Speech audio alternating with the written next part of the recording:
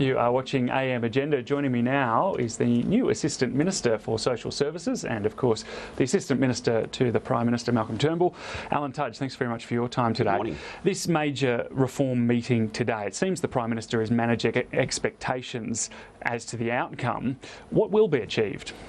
Well, the most important objective of today is for our key economic ministers and the Prime Minister to listen to what the conveners of the National Reform Summit have to say. What conclusions have they come to and why? That's the first point. The second point will be that hopefully we can get some consensus around what the objectives of economic reform should be. Now, in our view, that should be that it must address the budgetary position. It must assist with economic growth. It must assist with overall job creation, those types of objectives. Let's see if we can get some consensus around those. And then, of course, the third point is, having got those objectives nailed down, then what are the specific measures? Now, we're not going to get to those today.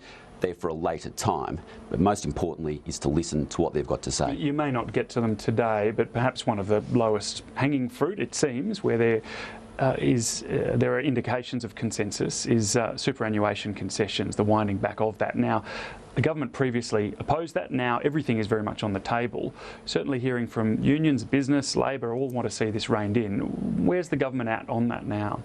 Well, the government's open to looking at every single tax, whereas in the past you're right that we did have a stated position that we wouldn't be touching anything in the superannuation domain.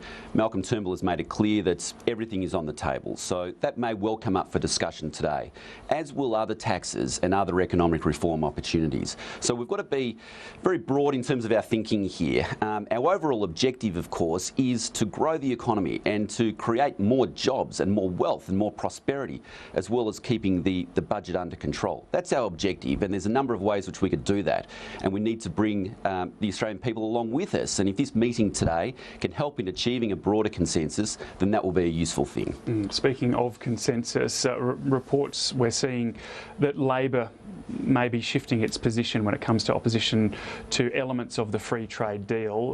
The Financial Review suggesting today that Labor wants to enable protection of local jobs but leave the deal itself untouched. The government must welcome that, but how will you approach what seems to be a shift from Labor?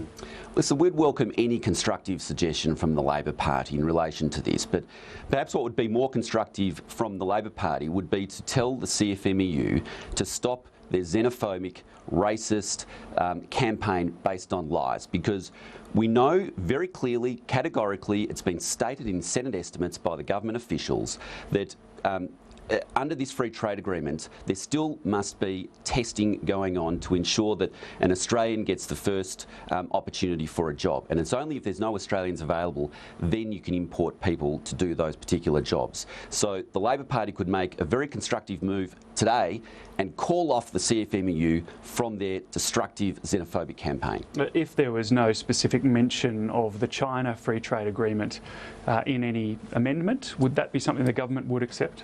Well, we're happy to look at the details of what their proposals are, but let's be clear about this, that under the current regime, you can't get a 457 visa before first giving an opportunity for an Australian worker to take that job. That is what the law is presently. So they've been running this campaign suggesting that under the free trade agreement, all of a sudden we're going to have a flood of Chinese workers in. That's not the case. The law hasn't changed in relation to the 457 visa program.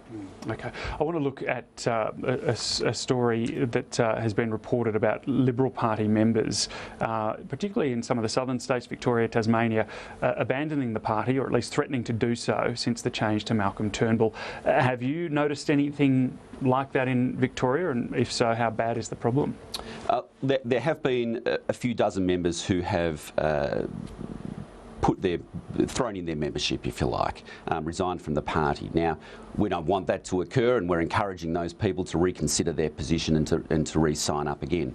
Having said that, we've actually had more people join the party in the last 2 weeks, at least in Victoria, than we have stepped down from the party. So that's a very positive sign, I think, for us. So for Erica Betts, for example, to send out a note, a newsletter urging people not to resign from the party, not to hand in their badges. Well, is that helpful? That is helpful, because there certainly are members who have been disappointed with the change, and we're all trying to encourage them to say, listen, let's take a breather.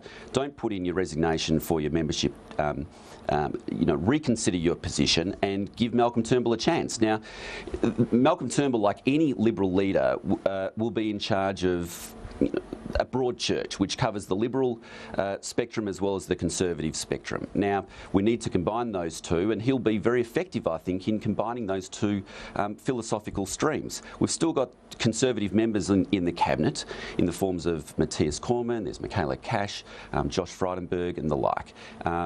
We need to be a broad church, we will be, and so we're absolutely encouraging people to stay members of the party, rejoin the party if they've already resigned from it. It seems that there is an air of positivity around, and that's probably to be expected in the honeymoon period.